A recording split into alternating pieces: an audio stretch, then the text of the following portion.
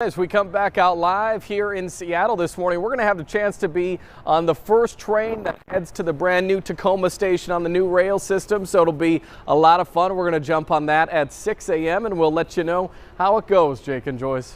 Take a look. We're in the cafeteria here. I mean, I'm just having a blast. It is Monday morning. We're on the first ever 6 a.m. Amtrak from Seattle to Portland.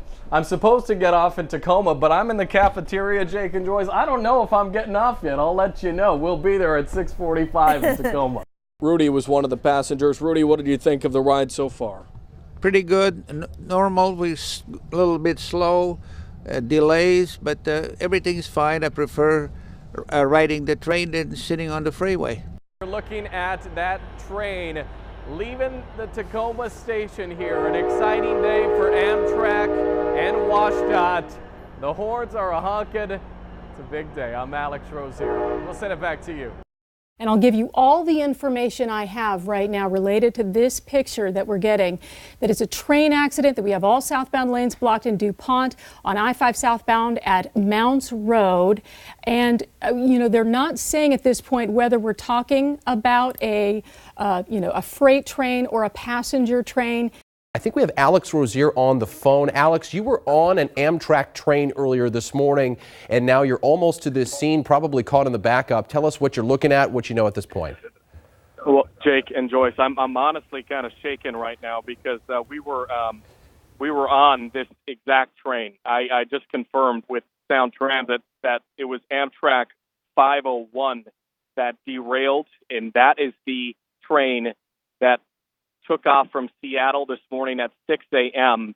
for Portland. These people were excited. This wonderful man who was sitting next to us, he talked to us at 7 a.m. on board this train. We were live on this same broadcast.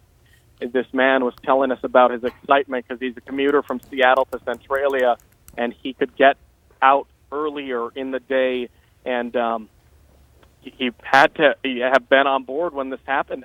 When you say multiple fatalities, does that mean dozens or does that mean?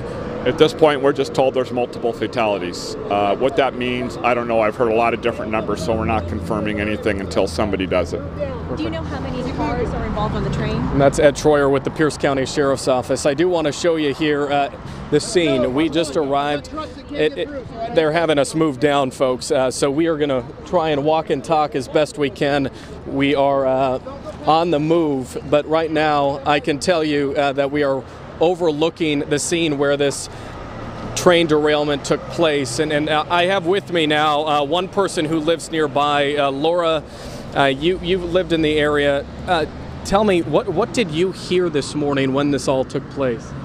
Well, I just woke up and heard a bunch of sirens and noise, and it was very, very scary. I'm so glad I was off work today. But just looking at this whole mess, just right around Christmas, just breaks my heart. And I do want to have our photojournalist Jim Scott show what we are looking at, because it is just a shocking sight here. The Amtrak train 501 that left Seattle at 6 a.m. this morning derailed off the tracks here.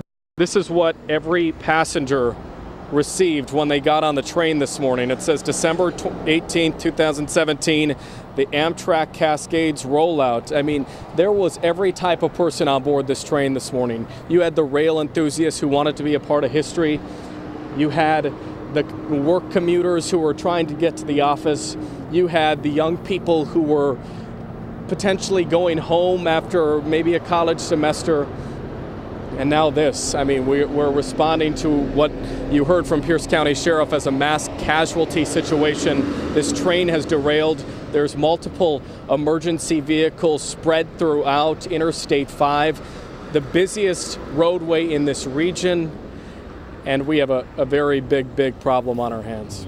Jake and Amity, good morning. Yeah, it was really an admirable job here by emergency responders who rushed to save every survivor that they possibly could save in the minutes after this train derailment. And they were able to rescue one person that I met on that very same train 24 hours ago. As the 6 a.m. Amtrak left the Seattle station, Rudy Wetzel began his journey home to Centralia. I spoke with him on board. And you said you're a commuter down to Centralia, so this is a nice option for you. Yes, it certainly is. It gives me more time to get my job done in Centralia and continue on. Minutes after we talked, I exited, but Rudy kept going. And he was here in car 3, seat 15, when Amtrak 501 derailed. It's just total shock.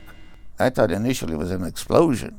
12 hours after I met him, Rudy spoke with us from his hospital bed in Olympia. I was trying to sleep, and when the crash occurred, and it was totally dark, and I could only see a little bit, I felt that any minute, this whole thing was going to collapse on me. He broke his back in multiple places, but the 81-year-old still managed to crawl out of the wreckage. It was a short, very scary thing. He had nothing but praise for those who came to his rescue. It was very professional. Everybody was nice and very hardworking. It was just horrible.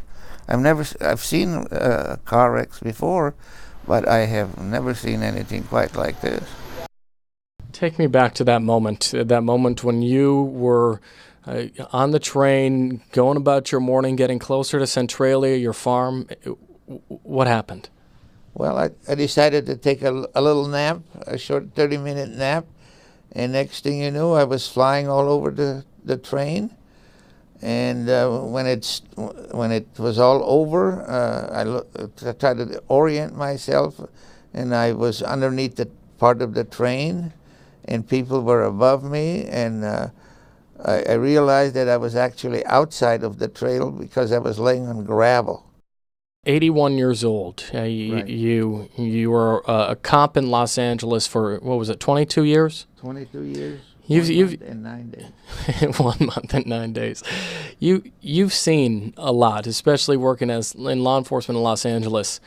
How does this compare to scenes that you've responded to yourself? This was the biggest wreck that I've ever seen.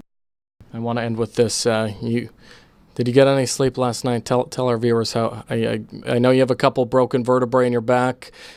How are you doing as you wake up today in the hospital here in Olympia? They treat me so well. The medication takes away the pain. I'm fine.